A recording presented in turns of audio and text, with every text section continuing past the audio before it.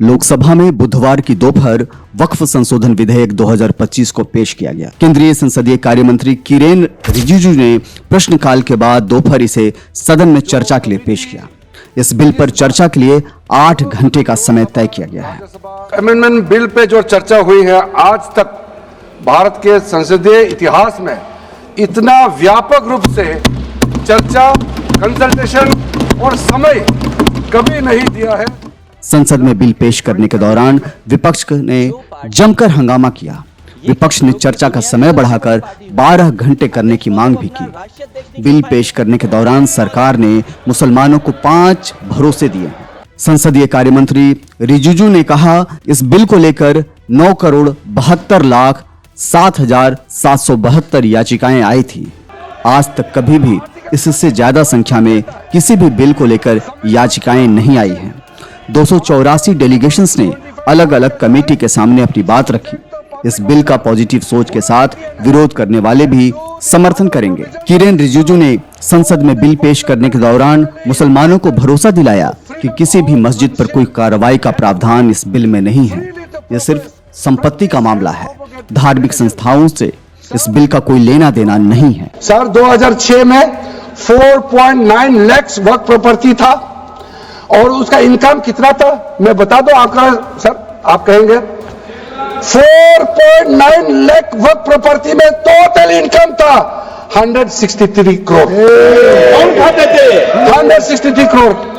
और आपने 2013 में बदलाव करने के बाद आज इनकम कितना बढ़ा है वो भी मैं बता देता हूं। हो गया 166 करोड़। 3 करोड़ बढ़ा है। कैसे मंजूर कर सकते हैं हम लोग इस महान सदन में बैठ करके? अगर इतना 10 सालों के बाद भी दुनिया का सबसे ज्यादा प्रॉपर्टी का टोटल इनकम जनरेशन 3 करोड़ बढ़ता है तो ये हम कभी मंजूर नहीं कर सकते। इसके साथ ही उन्होंने कहा कि वक्फ संशोधन बिल में किसी भी धार्मिक स्थल, मस्जिद की व्यवस्था में किसी भी तरह के हस्तक्षेप का कोई प्रावधान नहीं है।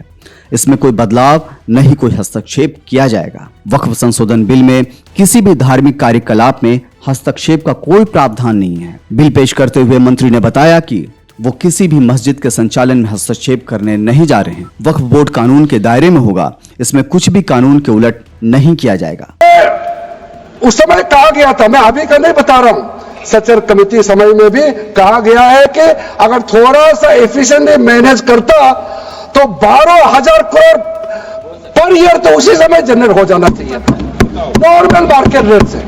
और 12,000 करोड़ अगर वो प्रॉपर्टी से रेवेन्यू जनरेशन करता है, कितना लाखों करोड़ों मुसलमानों को फायदा होगा, आप सोच के देखिए।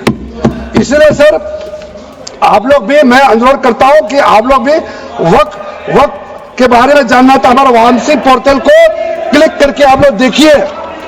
सर आज वो 4.9 लाख से बढ़ करके टोटल वक्फ प्रॉपर्टी बन गया है 8.72 लाख। हमारा देश में वक्फ प्रॉपर्टी बन गया है। और आप कल्पना कीजिए 8.72 लाख प्रॉपर्टी वक्फ का है, उसको अगर हम सही तरीके से मैनेजमेंट करता तो हमारा मुसलमानों का ही नहीं है, देश का तकदीर बदल जाएगा। इतना प्रॉपर्टी हमारे पास। रिजिजू ने यह भी कहा कि कलेक्टर से ऊपर कोई भी अधिकारी सरकारी जमीन या किसी विवादित जमीन का विवाद देखेगा। जब वक्फ प्रॉपर्टी क्रिएट करेंगे तो किसी आदिवासी एरिया में जाकर नहीं कर सकते हैं। यह बदलाव अहम है। किसी भी मस्जिद को कोई कार्रवाई का प्रावधान नहीं है। सरकार ने बताया कि इस बिल में मस्जिद के मैनेजमेंट में दखलंदाजी का भी कोई प्रावधान नहीं। इसके साथ ही सरकार ने वादा किया कि सेंटर ऑफ काउंसिल में कुल 22 सदस्यों में से 4 सदस्य गैर मुसलमानों से ज्यादा नहीं हो सकते हैं। पूर्व अधिकारियों सहित संसद के 3 सदस्य चुने जाएंगे। संसद के सदस्य किसी भी धर्म के हो सकते हैं। जो वक्फ बोर्ड बने हैं हम उसको बहुत ही सेकुलर, इंक्लूसिव बनाना चाहते हैं।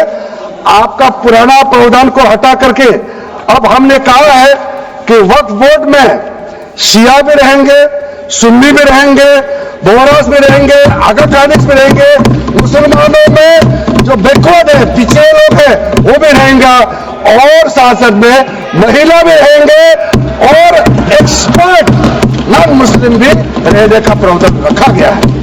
इस तरीके से सरकार ने मुसलमानों को ये 5 भरोसे दिए और बताया कि सरकार मुसलमान विरोध नहीं है, सरकार मुसलमानों के खिलाफ नहीं है। Bureau report, ONOG news.